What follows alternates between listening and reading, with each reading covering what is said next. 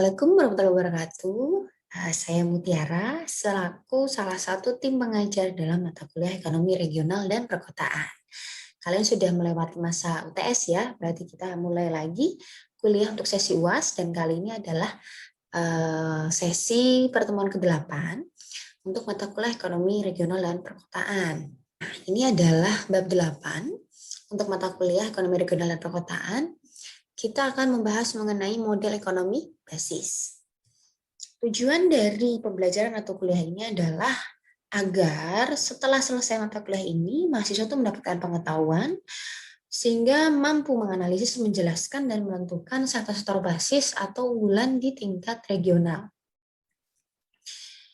Pengertian ekonomi basis dan non-basis. Apa sih sebenarnya sektor-sektor yang disebut dengan sektor basis? Sektor yang mengekspor barang dan jasa ke tempat di luar batas perekonomian daerah yang bersangkutan itu kita sebut dengan sektor basis. Jadi barang dan jasa yang diproduksi itu tidak hanya menyediakan untuk kebutuhan daerah tersebut, tapi juga diekspor ke luar daerah. Nah, kalau non-basis itu adalah sektor-sektor yang memproduksi atau menyediakan barang dan jasa yang hanya digunakan atau yang hanya dibutuhkan oleh masyarakat bertempat tinggal di daerah tersebut. Nah, penentuan ekonomi basis dan non-basis itu sebenarnya bersifat dinamis. Kalau ditanya apa sih sebab-sebab kemajuan sektor basis, itu bisa karena ada perkembangan jaringan transportasi dan komunikasi, pengembangan pendapatan penerimaan daerah juga bisa, pengembangan teknologi, serta pengembangan prasarana ekonomi dan sosial. Termasuk juga di sini, di dalam ini adalah perkembangan infrastruktur. Kalau kemundurannya itu biasanya karena adanya penurunan permintaan. Kalau sektor basis lebih karena penurunan permintaan luar daerah, gitu ya. Bisa juga karena adanya kehabisan sumber daya atau cadangan input. Oke, nah menurut Glassens tahun 77, semakin banyak sektor basis dalam suatu daerah, itu akan menambah arus pendapatan ke daerah tersebut. Sehingga nantinya permintaan dari masyarakat di daerah tersebut itu akan naik. Maka permintaan terhadap barang dan jasa akan bertambah tentunya kan. Sehingga nanti akan menimbulkan juga kenaikan produksi ataupun kenaikan volume dari sektor non-basis. Kan sektor non-basis itu menyediakan kebutuhan bagi masyarakat di daerah tersebut. Nah, maka sektor basis itu bisa dibilang sebagai penggerak utama dalam perekonomian suatu daerah. Seberapa besar pengaruhnya sektor basis itu terhadap daerah, kita akan menghitungnya dengan pendekatan multiplier. Ini adalah rumus multiplier basis. Awalnya adalah persamaan 1. Nah, ini diambil mengacu pada pengukuran tenaga kerja di sektor basis dan non-basis, dan bisa dibaca juga dalam buku McKen tahun 2001. Persamaan 1 ini awal ceritanya adalah jumlah total tenaga kerja di daerah. Di suatu daerah itu adalah penjumlahan dari tenaga kerja di sektor basis dan non-basis. Nah, dari persamaan 1, kalau misalkan saya tuliskan T sama dengan P plus N, ini adalah penjumlahan tenaga kerja sektor basis dan non-basis ya. Jika diasumsikan ternyata N itu sama dengan N kecil dikali T, di mana pertumbuhan penyerapan tenaga kerja di sektor non-basis itu juga sangat dipengaruhi oleh pertumbuhan dari satu daerahnya itu. Kalau pertumbuhan daerahnya tinggi, itu berarti digambarkan juga perusahaan-perusahaan di dalamnya, termasuk non-basis di dalamnya, itu juga bisa bertambah tinggi volumenya. Itu, sehingga ada pertumbuhan juga pada penyerapan tenaga kerja di sektor non-basis. Nah, berapa besar sih, gitu kan? Besar kontribusinya pertumbuhan tenaga kerja di tingkat daerah terhadap pertumbuhan sektor non-basis di daerah tersebut, itu digambarkan oleh N kecil. N kecil adalah koefisiennya. Koefisien yang menunjukkan tingkat kepekaan atau tingkat sensitivitas pembentukan tenaga kerja sektor non-basis terhadap adanya pembentukan tenaga kerja total di daerah tersebut. Nah, nilainya itu antara 0 sampai 1. Misalkan N-nya adalah 0,5. Maka kalau tenaga kerja total di tingkat daerah tersebut naik 1.000 pekerja, Jadi sekitar 500 ya. Kalau 1.000 tenaga kerja total di daerah naik, maka 500 efeknya itu sebesar 500 akan ada kenaikan di tenaga kerja sektor non basis di daerah tersebut. Lalu bagaimana dengan sektor basisnya? Dipengaruhi oleh apa? Gitu kan? Nah, ini diasumsikan kan basis itu lebih banyak ekspor keluar daerah, growth-nya penyerapan tenaga kerja nanti di sektor basis itu lebih kepada faktor-faktor eksternal gitu loh, di luar dari growth pada tenaga kerja di satu daerah tersebut.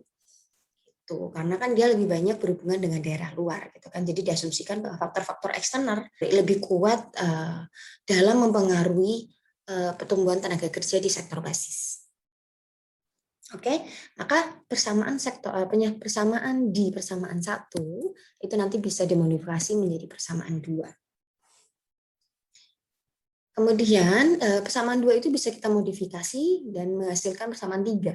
Bahwa T per B sama dengan 1 per 1 minus N. Nah, T per B ini kita sebut dengan multiplier ekonomi basis. Kalau dipindah ruas, gitu kan, T sama dengan 1 per 1 minus N. Ini B. Ketika sektor basis itu tumbuh akibat adanya faktor-faktor eksternal, gitu kan, atau mungkin salah satunya adalah permintaan di luar daerah itu tiba-tiba meningkat, sehingga sektor basis itu tumbuh, efeknya kepada daerah si sektor basisnya itu apa? Sebesar apa? Sebesar 1 per 1 minus N. Jadi ketika ada perubahan atau pertumbuhan pada sektor basis, maka pertumbuhan tenaga kerja di daerah tersebut itu perubahannya sebesar 1 per 1 minus N. Maka inilah yang digambarkan dengan persamaan 4. Ya. Jadi ini persamaan ini menggambarkan bahwa bagaimana efek dari pertumbuhan sektor basis terhadap keseluruhan penyerapan tenaga kerja di suatu daerah. Nah, selain itu, kita juga lihat ada pengaruh pada sektor non-basis. Ini kan tingkat kepekaan atau sensitivitas yang ada pada sektor non-basis. Jadi kalau misalkan 1 per 1 minus N ini adalah besaran multipliernya, kita kan kepengennya efek delta B terhadap delta T itu besar. Gitu kan? Nah, efek besar itu digambarkan dengan 1 per 1 minus N yang besar juga. 1 per 1 minus N itu yang besar membutuhkan 1 minus N yang kecil. Gitu. Nah, 1 minus N yang kecil ini berarti kan membutuhkan nilai N-nya saja ini yang besar. Nah, oke, sekarang ke rumus multiplier basis selanjutnya. Untuk poin pertama pada slide ini sebenarnya masih membahas persamaan keempat ya tadi. Ini masih membahas persamaan 4. Pada kasus di mana kalau ada keterkaitan antara perusahaan di daerah yang sama dan keterkaitan ini sangat kuat, itu menggambarkan nilai N yang besar. Tadi itu loh. Kalau tadi tulisan saya masih ada, kalau pengen multipliernya besar, itu 1 per 1 minus N-nya besar. Nah, itu didapatkan dari nilai 1 minus N yang kecil. 1 minus N yang kecil itu didapatkan dari apa? Nilai N yang besar. Nah, nilai N yang besar itu yang kayak apa? Itu yang dijelaskan pada poin pertama di slide ini. Nilai N yang besar itu adalah kalau ada keterkaitan perusahaan-perusahaan di daerah tersebut, itu keterkaitannya kuat. Gitu loh. Jadi sumber pertumbuhan tenaga kerja itu tidak hanya bersumber dari peningkatan tenaga kerja di perusahaan itu sendiri, gitu, tapi juga dipengaruhi oleh peningkatan tenaga kerja, peningkatan penyerapan tenaga kerja di perusahaan lain. Contohnya aglomerasi. Ingat aglomerasi di sesi UTS? Ketika ada aglomerasi, ingat contoh aglomerasi yang multi industries gitu kan? Ketika ada satu industri yang menjadi input bagi industri lain, ternyata industri yang lain itu tumbuh, penyerapan tenaga kerjanya tinggi, maka si perusahaan suppliernya juga pasti akan tumbuh gitu loh. Nah, ini juga akan meningkatkan penyerapan tenaga kerja bagi perusahaan lain. Nah, lalu di poin kedua pada slide ini, persamaan 2 hingga 4 yang dibahas sebelumnya itu menggambarkan hubungan yang cukup simpel antara basis dan non-basis. Sebenarnya ada juga gitu kan. Tidak serta-merta hanya seperti itu gitu kan. Ada juga hubungan antara sektor basis dan non-basis yang lebih kompleks. Misalkan digambarkan dengan persamaan 5. Nah, persamaan 5 itu pembentukan tenaga kerja pada sektor non-basis. Kalau persamaan sebelumnya itu kan, samaannya adalah N sama dengan cukup N dikali T seperti ini. Nah, ternyata ada yang lebih kompleks dalam pembentukan atau penyerapan tenaga kerja sektor non-basis di suatu daerah. Bahwa ternyata ada sebenarnya variabel autonomous atau level terendahnya tingkat aktivitas tenaga kerja di sektor non-basis. Itu digambarkan dengan N0.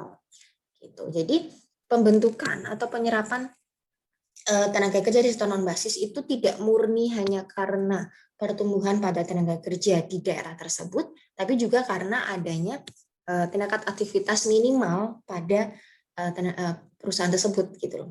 Jadi sektor tersebut, sektor non-basis itu juga memiliki peranan gitu kan, kinerja dari sektor non basis itu sendiri itu memiliki peran pada penyerapan tingkat tenaga kerja di sektor non basis dan juga ditambah dengan pertumbuhan tenaga kerja di daerah tersebut secara total. Jadi ada 2 efek di sini. Nah, ini akhirnya dengan menggantikan, tadi kan T di persamaan pertama itu kan T sama dengan B plus N ya. Dengan menggantikan N ini dengan persamaan 5, maka kita bisa temukan persamaan 6. Kita bisa temukan persamaan 6. Lalu persamaan 6 itu bisa dimodifikasi menjadi seperti persamaan 7.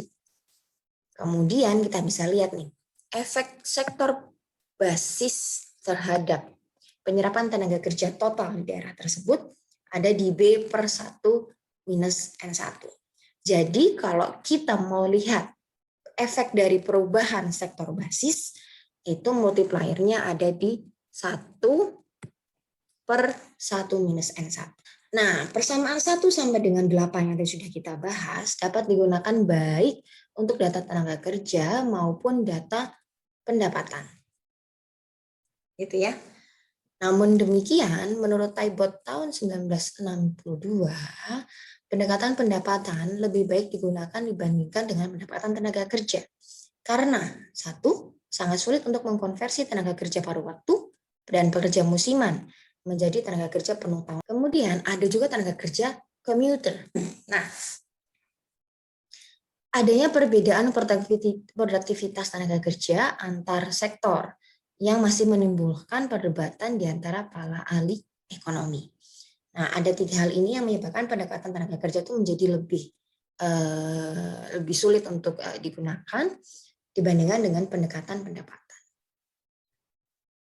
Beberapa metode yang mengidentifikasi sektor basis dan non-basis itu ada metode pengukuran langsung atau survei, ada metode pengukuran tidak langsung dengan menggunakan metode asumsi, metode location quotient, dan metode pendekatan kebutuhan minimum. Nah, ini sebenarnya bisa dilakukan semua, gitu, tapi tergantung dengan keadaan masing-masing. Metode pengukuran langsung atau survei itu yang paling akurat, karena kan langsung mencatat keadaan dan data-data yang ada di daerah tersebut.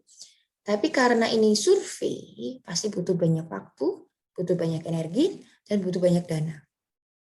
Nah, pengukuran tidak langsung ini itu menggunakan metode yang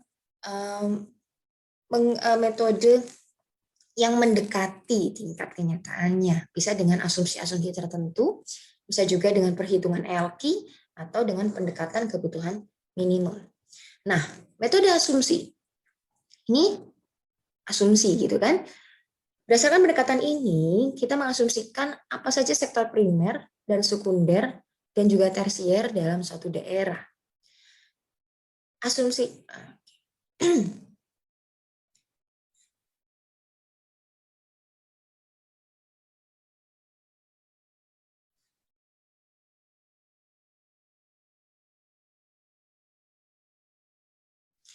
Nah, metode asumsi. Nah, ini ada asumsi yang dibentuk dalam metode ini.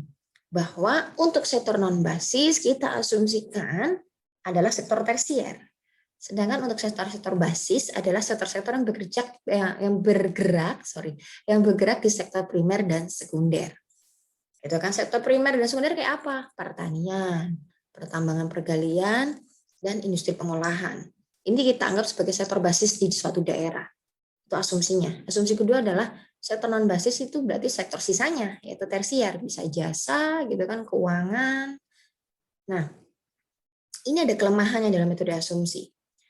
Gitu kan, bisa diterapkan metode asumsi ini untuk suatu daerah yang relatif kecil, tertutup, dan jumlah sektornya sedikit. Gitu kan. Tapi kekurangannya sebenarnya gitu kan, pada kasus tertentu itu jadi nggak akurat metode asumsi. Kenapa tidak akurat? Gitu kan? Karena sektor tersier pun itu bisa menjadi sektor basis pada suatu daerah.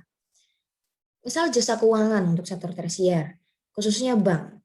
Gitu kan. Sektor ini sering diperdagangkan, gitu kan. Sektor ini sering memberikan layanan baik untuk luar daerah, untuk tingkat nasional dan juga untuk internasional. Lalu bagaimana dengan asumsi basis dan non basis? Pasti tidak sesuai kalau ada kegiatan seperti ini. Jadi memang kalau daerahnya relatif tertutup, gitu kan, tidak ada koneksi dengan daerah lain yang cukup intens, gitu kan. Jadi koneksinya terhadap daerah lain itu minimal sekali, gitu kan, dan jumlah sektor yang nggak banyak, ini mudah dengan menggunakan metode asumsi untuk membagi-bagi mana yang sektor basis dan non basis. Oke. Kemudian yang kedua adalah metode location question. Nah, ini ada rumus. LQ itu dibentuk dari SIB dibagi SB, kemudian hasilnya dibagi lagi dengan hasil dari SIA dibagi SA. Apa itu SIB dan SB? Itu adalah pendapatan tenaga kerja untuk sektor I pada daerah bawah. Dan SB adalah pendapatan atau tenaga kerja total untuk semua sektor di daerah bawah. Jadi ini bagian atasnya ini khusus untuk rasio di daerah bawah, bagian bawahnya ini adalah khusus untuk rasio daerah atas. Apa itu daerah bawah? Apa itu daerah atas? Nah, ini adalah tergantung dari unit daerah analisis dari penelitian sektor basis dan non basis. Jadi misalkan kita ingin meneliti bagaimana pembedaan sektor basis atau identifikasi sektor basis dan non basis di Kota Bogor. Misal itu ya. Berarti daerah bawah itu adalah Kota Bogor. Gitu. Daerah atasnya Kota Bogor apa? Provinsi Jawa Barat. Gitu. Jadi kita ingin jadi kalau dengan metode LQ itu nanti SIB SB-nya adalah pendapatan atau tenaga kerja untuk daerah Bogor, semua sektor ataupun seluruh sektor dibagi dengan rasio dari SIA dibagi dengan SA. Ini adalah pendapatan atau tenaga kerja level atasnya. Gitu ya. Kalau level bawahnya adalah provinsi, misalkan unit analisis kita adalah Provinsi Jawa Barat, maka daerah atasnya itu nanti tingkat nasional. Gitu. Karena tingkat yang lebih tinggi daripada provinsi adalah level nasional. Gitu ya. Nah, ada dua asumsi dalam metode LQ ini. Pola konsumsi rumah tangga di daerah bawah itu identik dengan pola konsumsi rumah tangga daerah atasnya. Itu asumsinya. Baik daerah atas maupun daerah bawah mempunyai fungsi produksi yang linier dengan produktivitas setiap sektor yang sama besarnya. Lalu metode pendekatan ketiga, metode pendekatan kebutuhan minimum atau MPKM. Pertama kali diperkenalkan oleh Ullman and DC tahun 60. Pada dasarnya ini mirip dengan LQ. Hanya saja dalam MPKM, daerah yang diteliti dibandingkan dengan daerah yang memiliki ukuran relatif sama. Jadi bukan dengan daerah atasnya. Kalau LQ kan dibandingkan dengan daerah atasnya. Kalau ini dibandingkan dengan daerah yang memiliki ukuran relatif sama. Kemudian, daerah tersebut ditetapkan sebagai daerah yang memiliki kebutuhan minimum tenaga kerja di sektor-sektor yang dianalisis. Nah, daerah-daerah yang berukuran relatif sama dengan daerah yang diteliti itu harus dipilih terlebih dahulu. Lalu untuk setiap daerah kemudian dihitung persentase angkatan kerja yang dipekerjakan pada setiap sektor. Kemudian angka persentase tersebut diperbandingkan antar satu daerah dengan daerah lainnya. Persentase angkatan kerja terkecil yang paling minimum dipergunakan sebagai ukuran kebutuhan minimum bagi sektor tertentu. Ini rumusnya. MPKM. Itu kan EIR dibagi EIM, kemudian hasilnya nanti akan dibagi dengan hasil dari ER dibagi EM. Gitu. EIR dan EIM itu adalah kalau kita lihat definisi variabelnya di sini, AIR adalah pendapatan atau tenaga kerja di sektor I di daerah yang diteliti. Sedangkan AIM adalah pendapatan atau tenaga kerja, ini harusnya tenaga kerja ya. Pendapatan atau tenaga kerja di sektor I di daerah yang memiliki batas minimum pendapatan atau tenaga kerja. Yang memiliki batas minimum atau yang memiliki share terkecil atas pendapatan atau tenaga kerja. Kalau ER adalah pendapatan atau tenaga kerja total di semua sektor di daerah yang teliti. Sedangkan EM adalah pendapatan atau tenaga kerja total untuk semua sektor di daerah yang memiliki batas minimum pendapatan ataupun tenaga kerja. Jadi ini tergantung pendekatan kalian mau pakai pendapatan atau tenaga kerja. Sama dengan LK juga tadi, tergantung pendekatan kalian menggunakan pendapatan ataupun tenaga kerja. Oke, ini adalah akhir dari kuliahnya. Terima kasih banyak atas perhatiannya dan mohon maaf atas segala kesalahan yang saya buat selama video perkuliahan ini. Terima kasih sekali lagi. Saya tutup. Assalamualaikum warahmatullahi wabarakatuh.